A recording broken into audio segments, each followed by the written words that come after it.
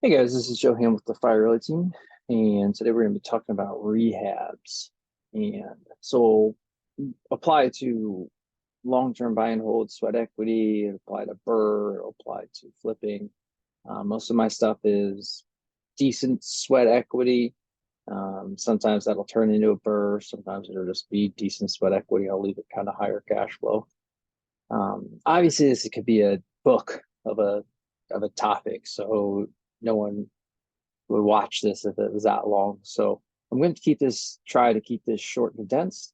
And so it's going to leave some things kind of vague and open ended, but I'm going to post this on, YouTube and the Realty Team clients only Facebook page.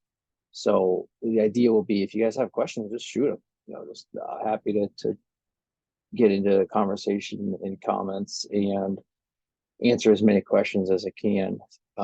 So feel free to you're leaving this with I have so many questions, dump them. So I've done we're at like 27, 28 units, and almost all of those have been some level of rehab, some big, some bigger, some medium, some pretty light. So we'll kind of talk through some of the fundamentals and go from there.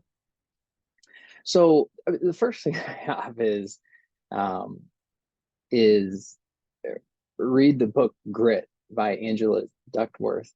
Um, Grit is the characteristic of perseverance and resilience, and that's what it is. I mean, that's what real estate investing takes. I think it's such a simple. I mean, it's a very straightforward. It's a very well taught. You can do a lot of research and learn about how to invest, and it is the best path for the common man to you know obtain wealth and great wealth. So it's very doable. Doesn't make it easy though. And you're going to have tough times. And some people handle that better than others. And the biggest thing is to have that and either have it or develop that resilience. And ownership is huge. I mean, you just can't, if you're the victim mindset just isn't going to do it, because you want to go blame this contractor for that, blame this person for that. They don't care. Like it only matters. Like you need to be, oh, this is my fault. I didn't manage that well enough, or next time I'm going to do this. That's the mindset you have to continue to push forward in this journey. So read that book, develop an ownership mindset, and you'll be above and beyond 50% of the people out there. So we'll go through some more topics, and at the end I'll touch on one specific rehab and how it kind of broke that down. You can ask questions on it specifically. So there's three ways you can do this. You can hire a general contractor. You can be the general contractor yourself and sub out each individual, handyman, painter, electrician, plumber, or you can do the work yourself. So it's mostly a balance of time and money. And if you have no time and decent money, maybe you'll go the GC route and they'll just handle it all. You tell them your vision and you'll pay a premium for that. If you're in the middle where most people are, you'll probably sub out the jobs. That's what I do on pretty much everything. Or you can do the work yourself. If you're starting out, maybe you don't have money. It's how I started out. I did my first flip. I did everything myself, some help from my father-in-law. And then even on my first rental or two, was in there painting and stuff like that. And it helps. It's cheap. It's your ROI is high. And if you have the time, go do it. Um, but you got to remember that everything is a trade-off of convenience and risk and ROI. So like if you want to buy in an A market, you have to accept that your ROI is going to be lower. If you need this crazy 15, 20% cash on cash what year one ROI, okay, well, you're going to buy in a pretty tough market. It might be pretty tough to execute. But that's a trade-off. Same thing with your convenience. If you want the best contractor or you want the GC, your ROI is going to be lower. You're not going to be able to be a California flipper, and I'm not picking on you guys from California, out of state flipper and have no knowledge and hire a GC and need everyone to do all these things for you and then expect have a competing ROI.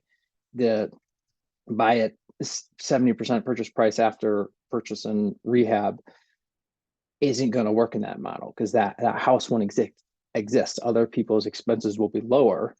So you'll never find a house because someone will always be. So you have to accept that I'm going to have a lower return. I'm going to have a lower ROI because my expenses, my hurdles are higher. My knowledge is lower. So again, it is what it is. If me versus someone who's brand new are competing for the same house, I'll pay more because I know that my expenses are lower. I know that I'm accepting my expenses are going to be lower, and or I'm going to accept the lower ROI. So you have to go through that lens of just accepting at the beginning that you're getting an education to get into what is the greatest wealth building investment vehicle in history. So that's a big thing. And then contractors, most people are going to probably do the middle where they're hiring out subs and this and that. Again, this might be a conversation topic, but you have to, one big thing to remember is who has leverage. Everything's a supply and demand economy. It is what it is. So if you think a contractor should do a job for this price, but they have 20 other jobs lined up, they don't care. They're just going to go take one of their 20 jobs. And if you want to, if you need contractors to come do a bunch of free bids for you, like I need this contractor to give me a full scope of work before I even write the offer, but I want it for free.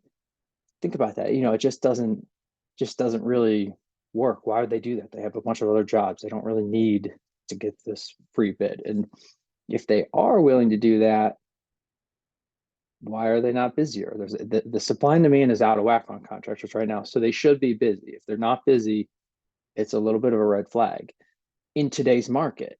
Maybe that'll change. It's probably going to get worse, but that's what you have to understand is that we don't have the leverage over contractors right now. So it's tough. Prices are a little bit higher right now, and it's just tougher to deal with. So again, you're best off, and this is just experience, you're better off. Some people would need to pull in the contractor, get the scope of work before the right offer. Some people would need it during due diligence. Some people would need it before closing. You're best off studying it and trying to estimate a good scope of work and good cost, maybe talking to some people, close on the house, and then try to execute it from there. It's just the only realistic way to scale and keep moving. Otherwise, you're going to hit so many roadblocks. You're going to wear out people. And it's just one of those things that it sounds really good in a book. There's multiple books that talk about that. It's one of those that's just so much less realistic in real life. So recommendation is to study it, get a good idea on your cost, pull the trigger, and then learn as you go. Then go buy another house, do it again, learn as you go. And by the third one, maybe you'll have it pretty figured out. But it's just, I've seen so many people. Why do I recommend that? I see so many people get stuck and they just can't move past. They can't get that first one. And there's nothing more important than getting that first one. Flip, BRRRR, sweat equity, nothing more important than getting that first deal is why I'm like, just go get it. You'll learn everything that I'm talking about here. And I digress. One quick tip, paying up front. If you can you want to really try to avoid paying a contractor up front, to really try to work out, can I do small draws? Sometimes I'm like, I have to get something up front. Again, try really hard. Like, can I just pay for materials up front? Can I just pay for, a third, a quarter of it? And again, most people, if they're going to work with you on that, if they won't work with you on that, maybe then move on. But definitely not paying up in full up front. I want even 50% is probably too much if it's anything over 4 digits. So that's a big one. I've seen a lot of people get burnt with that because why would they do the job if they already got paid? Well, I mean, a good person would, but it's not the world we live in. High ROI items. Let's talk on this one for a little bit. I'm just gonna start listing some out. Again, conversation can clear up anything that's confusing, but you guys all know this: kitchen to bathroom, kitchen to bathroom, kitchen to bathroom. Um, and keeping those expenses down and not going too elaborate. Your walls are important. You can't have really dirty walls, so get those painted, get them touched up. And then floors, it just depends on how bad they are. Fixtures, you like if you got gold knobs on dark brown kitchen cabinets, that's something that'd be high ROI. Make sure it's clean, make sure things aren't like janky, like caulk. Caulk is a high ROI item. It makes a bathroom look terrible if it's not done well and it's dirty. And it's not that expensive really to clean out caulk and put on new caulk. So it's a good one. Paint is tough though, because painting a house, that's what I'm talking about. If it's if it's bad, then yes, you got to do it. It's not cheap though. So you got to be kind of selective on, does this need it? Okay, yes, I'm going to do it. It'll make the house look really good. Does the trim need it? Okay, yes. Sometimes it's just the trim that needs it. I've done that before where I've only painted trim, just white trim, and it makes the whole house pop. So is it just this one wall in this bedroom that needs painted? That's going to be a big thing to keep your costs down. Because if you go in there and just, I'm going to paint the whole house and paint the whole ceiling, which I do all the time, it's expensive in terms of relatively. It's probably going to be the most expensive, one of the most expensive costs in your whole cosmetic rehab. Flooring, carpet is by far the cheapest. It's 40% of LVP. LVP definitely very durable, and you might last through a couple bad tenants with it, which is nice. It's waterproof, so it'll be protective. Again, you got to make that call. Refinishing hardwood floors, this is a big topic. If I have hardwood floors that I can refinish, I will refinish those hardwood floors.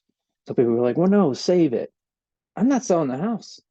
Like, I'm going to refinish those hardwood floors and I'm going to refinish them until I can't refinish them anymore, because that is way cheaper than LVP. LVP is, 4 grand, 5 grand refinishing those same LVP floors, 1,500, $2,000. So, and also just as durable and such. So, the big advocate of refinishing them. And if you want to sell it later and the floors are gone, okay, now maybe in 25 years, put some LVP down over top, but I'm not going to save it for someone else. It's like putting seat covers on your car seats. Like, why would I save it for the next person? I want to enjoy those nice seats. They can deal with what's there. Hardwood, kitchen cabinet pulls, I already mentioned that. They're gold. Swap them out. Kitchen faucet, like if you got a low, old chrome kitchen faucet, put yourself in a nice tall brushed nickel. It's just 150 bucks, super high ROI. Same thing in the bathroom. That's actually this picture right here. It's got a really low chrome, clear handle, just something like this. On the right hand side is a little bit higher, is a little bit fancier, but it is what, something like that. That's big. Painting kitchen cabinets, painting vanities. Replacing kitchen cabinets is expensive. Vanities aren't that expensive to pop out and pop in. I actually think that's what this picture is right here in front of me. For whatever reason, we couldn't save that cabinet. It must have been, the inside must have been terrible. Because normally I'd look at that and like, put a coat of paint on it, put a faucet on it, change out the hardware, and you're talking, not that much. But the same thing though, replacing the kitchen cab, replacing that vanity wasn't that expensive. So you got to look at the math on it. A new toilet. I do a lot of just new toilets because I think it's a high ROI item. It's a $200 thing. So for 200 bucks, you put a nice shiny white one, clean. Everything feels good about it. It's going to work and function for longer. Toilets is a common maintenance issue. So that's kind of a common one that'll just do it. Glazing bathrooms here. This picture right here. Like I remember looking at this bathroom, just like, what do I do? There's just atrocious tile everywhere. And I glazing was something I did a lot of, but it's like just for some reason it didn't feel like it could. I was like, yeah, whatever. Glaze it. Glazed it, did new flooring, and the whole bathroom was bam. I was like, man, it's so easy. Tub inserts is a good one, or glazing the tub or doing a new tub insert. And when it gets low ROI, I'll talk about tiling. Painting, wood paneling, got a lot of wood paneling in houses and stuff like that. It's pretty tough to pull it off and do a lot of patching. A good stain blocker and a light gray paint, not medium, not dark. Those don't look as nice. A very light gray paint does. I have a lot of paneling in houses and I just paint them and they look 85% good of the way there, and that gets you 90% of max market rent, which is good enough. New flat disc light fixtures is $20.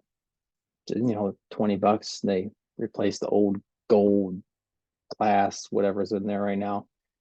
Low ROI. So tiling. I think I've done quite a bit of tiling, and the math is just always that.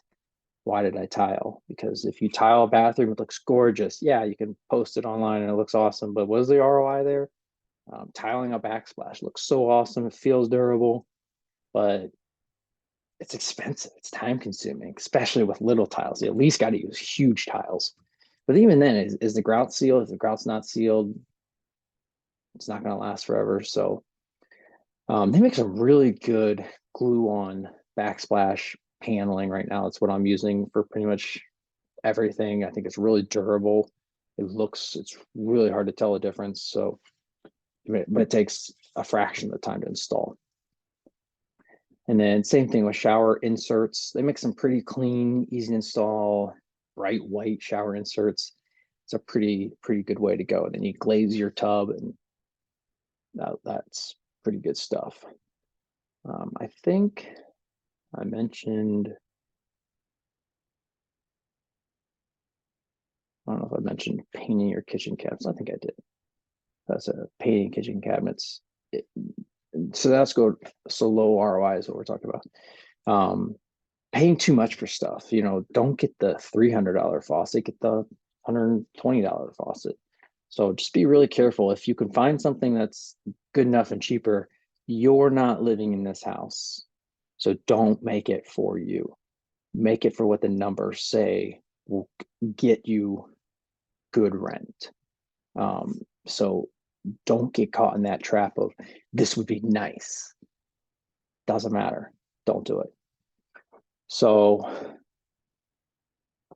those are a couple things. Arguably washer and dryer. If you're in a very straightforward house, this is a commonly debated, impossible to measure topic. But I'm kind of noticing that if it's a straightforward house, I'm not putting on a washer dryer. I'm not really affecting anything. If it's like a goofy little 2-1 that needs a stackable unit, okay, put the stackable unit in there because your tenant's not going to want to go buy a $1,500 stackable unit. But otherwise, I'm kind of leaning towards not doing it. Again, just don't get caught in the trap of doing something because it's nice. All right, let's keep moving. So let's look at, real quick, this picture that's up in front is a good one. We glazed this. We did a new vanity because we had to. It's a new toilet because I like them. But for some reason, it doesn't look like we painted that shelf right there. Normally I just paint it. Again, something must have been wrong, but we didn't because normally I just say paint it. It's arguable though that shelf is so cheap and easy to install that maybe that's what I got convinced to do. I think the mirror is the same. When I say hardware, I'm talking like a new shower rod right there. And we did the LVP throughout this whole entire house. It's waterproof, $2.15 a square foot. LVP, and bam, terrible duct tape on the floor bathroom. Looks pretty good. I have one other one to talk about, then we'll go through the actual example and go through some costs. Here's the one. Walked in this kitchen like, man, where do you start with this thing? But just paint, new hardware. This above the cabinets, we ended up tearing that out because it's so hard to get wallpaper off the stuff, and it wasn't serving any purpose. So it was really easy just to cut out this whole top section and paint behind it. Just real quick, could have, buzzsawed this goofy little trim above the sink, got rid of that. And then it was just, we did butcher block. I'm doing a lot of butcher block right now. Kitchen countertops are depends topic of, do you do granite? Do you do new Formica? Do you leave what's there? Happy medium to me is turning out to be butcher block. It's really easy and not expensive to install, and you can refinish it if it gets damaged, and it looks really cool. So that's what this is. This is paint cabinets.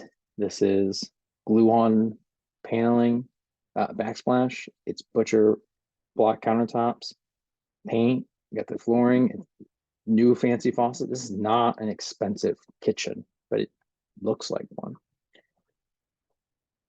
So, all right, now I want to talk about, let's talk through this example. This was bought this for $81,000, 7068 Rivard. You can look that up if you want. And 81,000, it ended up being a $23,000 rehab. I mean, it's pretty atrocious to look at, I guess. So it seems to make sense. 7068 Rivard, you can throw a stone, hit 8 Mile. But again, this is one of my best performing properties. So I'm just going to glance through these. You can tell it's pretty terrible. But I just want to talk through how we executed the rehab. So first, I negotiated where I got the seller to clean up all this trash. So it actually got the trash all picked up before we took over. But then I broke it down into hiring out subs. So hired a handyman. I think I have these notes up. Yeah. So I hired a handyman, ended up paying the handyman $7,500. And I'm just gonna shift through this. You can pause the video. They just did most of the fix this, pressure wash that, grind the edges of the driveway, blinds, smoke detectors, fire extinguisher, set up this, install this doorknob, all those things. Ended up putting a railing on the new front patio, which that kind of ended up being a little more expensive than I wanted it to be. I actually still to this day don't know why that cost $2,400, but anyways, so there's that list for the handyman, and then used a painter, $4,000, painted the whole house. It was bad. We painted the basement floor gray. Well, I can start talking through this as I go through this. So we ended up having to replace this front patio. Not having to, choosing to. Probably could have stuck around. I choose sometimes longevity. I could have got away with leaving this here, but I didn't want to deal with the issues ongoing. So I paid $4,500 for this whole new patio. Didn't really have to get done. So this arguably could have been a $19,000 rehab. Not sure I'd recommend someone else do it, but I chose to do it and just accepted my lower ROI by choosing to do it. This is that wall paneling, just did light gray paint, LVP, because the carpet was pretty atrocious. This LVP plus carpet upstairs was like $5,000. It was bad. Something needed to be done, and I didn't want to. I chose to just not want to carpet lower. The fan was fine. I didn't do nothing with the fan. There's some fans. I didn't do much in here. The countertop stayed. I did drawer pulls. I think I did those pulls, but the backsplash and stuff was already here. I left it. This I even left. It had a tall one, but it was chrome. Left that. Just really needed deep clean. It was gross. If you could kind of see from the pictures before. I even left this light in here. It's, just it didn't seem like changing that light was going to be a big deal. So what else did we have then? So handyman $7,500. Painter was $4,000. Flooring was $5,000. The front porch concrete was $4,500. Appliances, I did range and washer dryer, I think, for $1,600. The fridge just got cleaned. The furnace needed service. That was like $400, and then it was a $200 cleaning. Just kind of go through this. Bathroom didn't need a whole lot. It was just paint in here. That's all we did. was paint. But it looked terrible in the pictures. I should have cleaned it and cleaned that fan. It still bugs me. I don't know if you remember if you see caught it, these bedrooms were like purple and blue, but paint. New carpet upstairs, paint this floor. It was so dirty and gross down here. Painting this light gray and white walls made the basement look really good. Painting this fence. This fence looks so rough. It was so weathered that just sprayed it. That was in the $4,000. So didn't even show outside. There was fill dirt. I don't think it's there yet, but we did fill dirt around. So, anyways, yeah, there's some numbers. Like I said, if you have questions, let's talk about them. Hopefully, that gives you a little bit of insight, at least a starting point for more questions. So, hopefully helpful.